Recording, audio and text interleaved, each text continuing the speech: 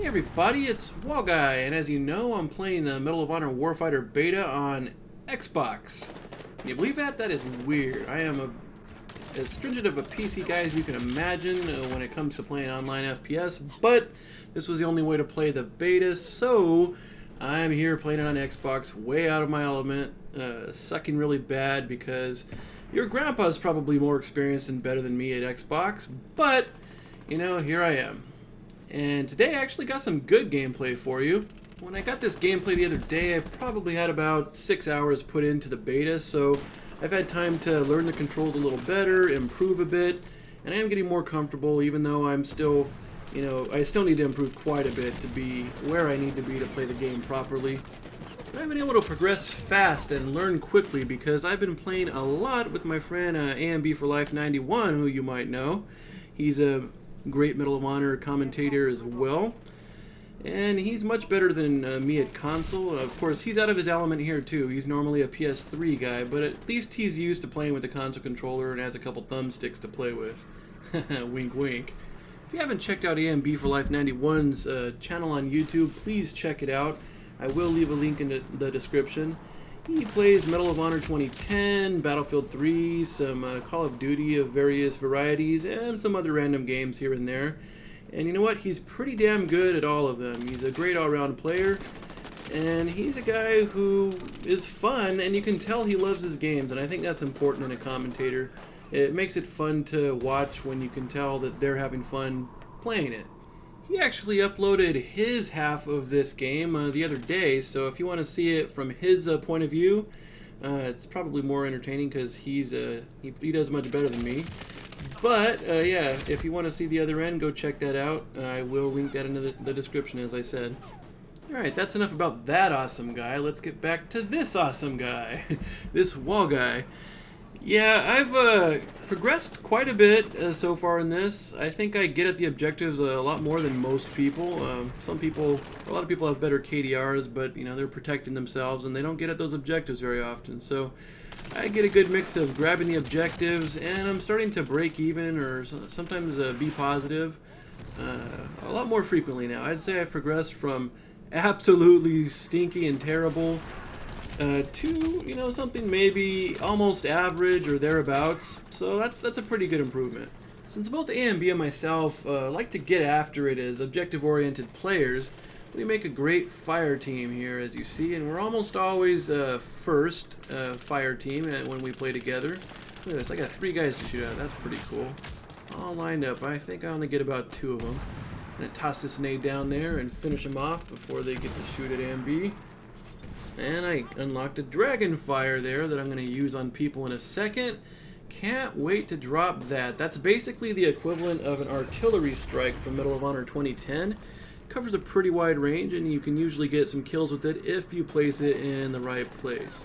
Now these maps are a little bit more spread out than Medal of Honor 2010, so you don't get that high density of people that you would get in 2010 with everyone being stuck in their spawn, and you can just run that up. But you can get a handful of kills with these things if you know you just drop it in the right place.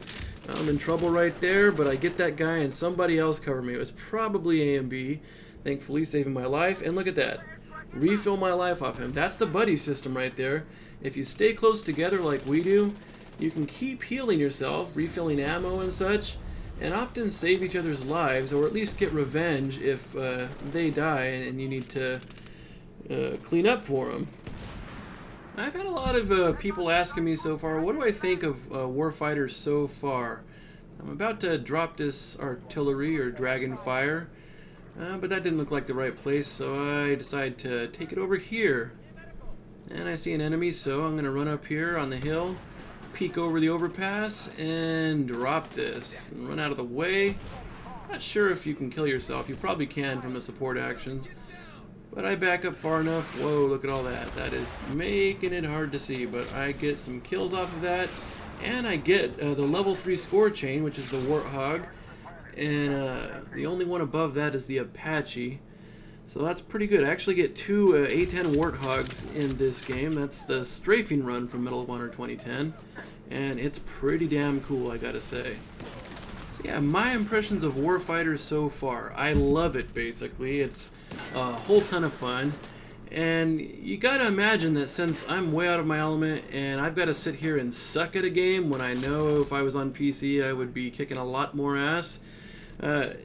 If I'm enjoying myself in that scenario this much, there's gotta be something to this game, and it's gotta be a pretty fun game for me to be happy playing even though I'm not doing well. And here you're gonna get a look at the A-10 Warthog. I'm basically standing right in its streak. You see me setting it there. And here it comes. It's quite the sight. And it's just going to tear up all the land right in front of me. I probably almost got killed by that. But yeah, I got a few kills for that. So yeah, I'm enjoying this game quite a bit, in fact. And I don't really anticipate that this particular mode will be the one that I play most when the game comes out, but I'm already loving it a lot more than Combat Mission. I think it's a much better mode than Combat Mission was. And so I'll be playing it. I won't be ignoring it completely like I did Combat Mission. Get dead, sir. But yeah, I'll be playing it, and I expect that I'll probably focus mostly on sector control or maybe the new home run mode as well. But I will play this. I like this mode. I'm interested to see it on other maps. And look at my ineffective long-range shooting abilities, but I finally get one of them, so I felt better about it. I use the radar jammer there. You don't see it, but it helps block the enemy's view in the immediate area. Right here, I come to my teammate's rescue. He was low on life after having a head-to-head battle. We're actually at a point on this level where we're kind of locked down this building. He's working up a pretty high score chain out. Saved his ass there a little bit. Yeah, look, he's got the little Musa robot. I think that's a level 3 score chain for demolitions. I think he's a demolitions class. So I'm going to kind of sit here and help defend the building so no one can come and kill him, and he can just wreak a little havoc with that slow little robot. Very cool to watch. Look at little robot A and B. As I said, he's already at a level 3 score chain, and if he's successful and gets a couple kills with that robot, and I'm able to keep him alive, he will eventually get the highest score chain, which is the Apache, which is a very cool support action because when he calls it in, me as a fireteam buddy gets to ride along with him, and I take the gunner seat while he takes control of the main aircraft and fires rockets at people. Like, I thought he was going to come and get A and B, but that's not happening. This is a safe zone. Nope, go away. I guess while I'm defending him here, I'm working up my score chain as well. That was just the signal scan, Spec Ops secondary ability. Nope, don't get curious. You're about to die. Stay away from my building. Now I got a dragon fire, another artillery strike. Gotta find some place to make that useful. Amby's still alive with his little robot. This is pretty cool. Let's find a place to drop this artillery. Right over there looks pretty good.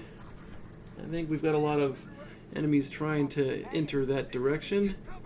So let's drop it on them and see what we can get. Boom. Very cool artillery strike. Just drop some damage right there. And I did get several kills for that. I'm actually pretty close to my level 3 score chain again. As I said, I get another Warthog, and there it is. All these people need to stay away from my building. That's it. He's done with this robot, and we're moving out.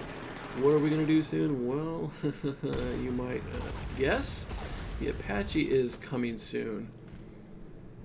That Apache is really quite the support action, I'd say. It's sort of the replacement for the cruise missile. You know, the cruise isn't coming back, but we're getting in it, and this does a pretty damn good job. Now, as the pilot, he doesn't have a very good view. They need to fix that. It's kind of obstructive.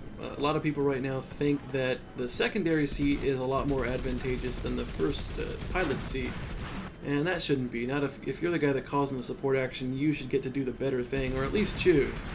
But you see, this is quite powerful. It can do a lot of damage. You can direct your shots all over the map and just tear people up. We had a lot of fun wrecking people with this.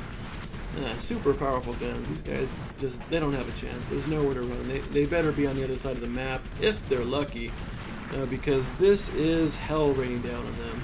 We were actually hoping that I could run my level 3 score champ to a level 4 and get the second fire team Apache of the round, but that didn't quite work out, unfortunately. I hate to spoil that for you, but you know, what are you going to do? I've got my A-10 right here, and I actually fail on this one. I don't get any kills with it, but we have a nice little sight on what it looks like and what kind of shit it's doing right there. Look at that. It's just cutting people up. If you're in that path of destruction, you ain't gonna live very long. And that's the end of that round. If you see right there, we were the #1 fire team, and that's sometimes something that's easy for us to do, but there was a lot of competition this round from a number of other good teams, and we edged them out, so that was pretty good. And you see, I was 27-11. That's a big step up from the crappy skill you've been watching in the previous videos. And of course A&B tore it up with like 42 kills, so pretty good game, pretty good fire team. It was a lot of fun. Make sure you go check out his channel. The guy's a lot of fun to watch. It's a cool guy, so I definitely recommend him highly.